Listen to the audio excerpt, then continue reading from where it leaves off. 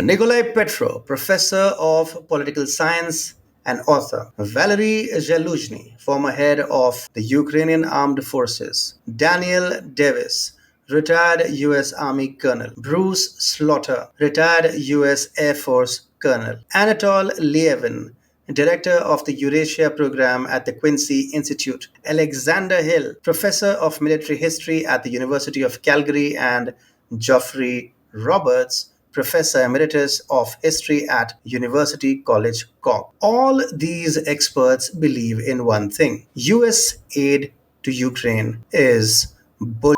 We will tell you all about it, but before that, if you're a fan of non corporate funded free news and analysis, you've landed on the right YouTube channel. Okay, let's begin. The US House Speaker's sudden advocacy for the Ukrainian aid package was based on a so-called fully informed assessment that Russia will attack rest of NATO post-Ukraine. This was a lie. NATO Secretary General Jens Stoltenberg grudgingly acknowledged that the avoidance of NATO expansion was a critical condition from the Russian perspective, which was ultimately not met, leading to the current conflict.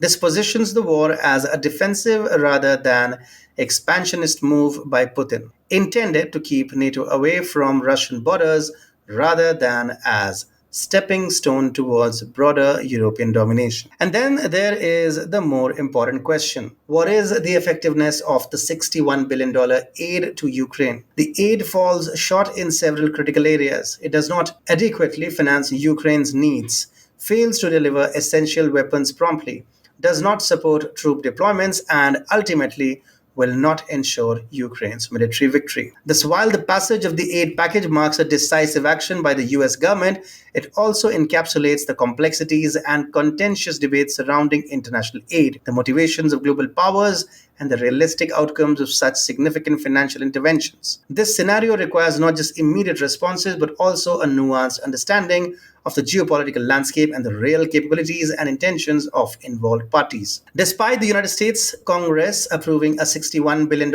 aid package for Ukraine, significant skepticism surrounds its potential to decisively influence the ongoing conflict with Russia. Nicolai Petro, professor of political science and author, expressed to the American Conservative that this financial commitment, while substantial, falls drastically short of the actual needs identified by military experts. Indeed, the dismissed head of the Ukrainian armed forces, Valery Zaluzhny, once estimated that $350 to $400 billion would be required to fully liberate Ukraine, a figure starkly highlighting the insufficiency of the current aid. Moreover, even assuming that the financial resources were adequate, logistical and production limitations severely constrain the practical delivery of military support.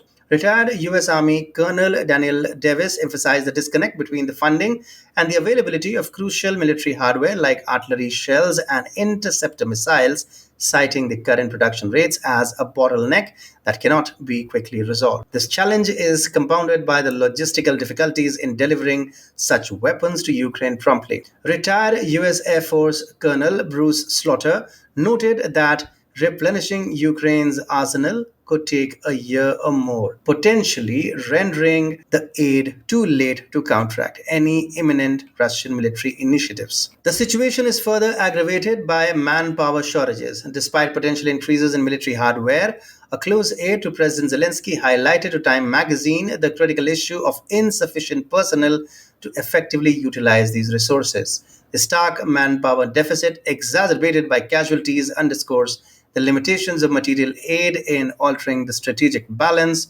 on the ground. Critics of the aid package argue that its primary effect will be to prolong the conflict rather than to lead to a strategic breakthrough.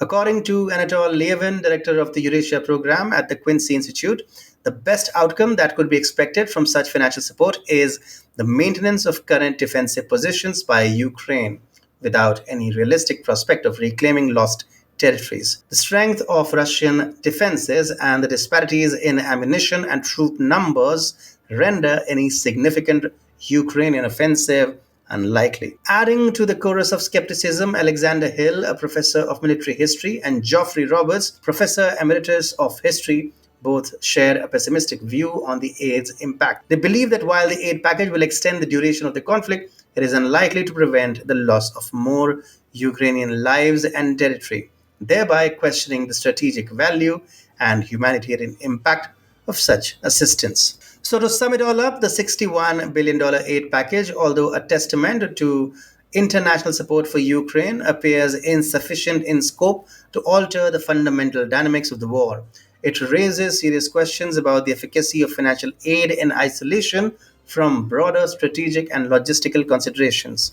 This situation demands a re evaluation of the mechanisms of support to ensure that aid does not merely prolong conflict but contributes to a sustainable resolution. And that's why we called it a scam. Here is why we called it a scam.